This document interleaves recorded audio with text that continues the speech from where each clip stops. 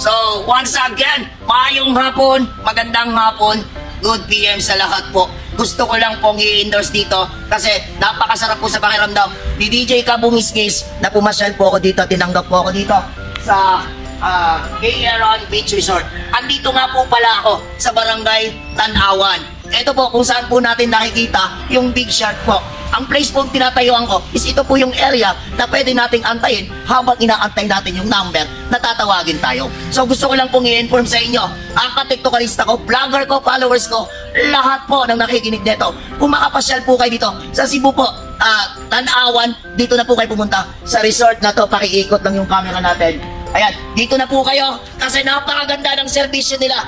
Napakaganda. Bawat serbisyo, may ngiti silang dala. So saan pa tayo? Mga katiktokarista ko, dito na tayo. Pag napasyal tayo at gusto nyong pakinggan at gusto nyong makita ang pinakamalaking shark dito sa Cebu, dito na po tayo. Huwag nating kalimutan once again, Gayron Beach Resort.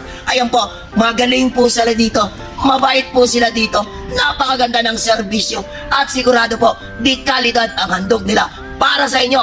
Mega love shoutout po dito sa may-ari. Maraming salamat po. Ayan, pakita mo ganda. Thank you so much.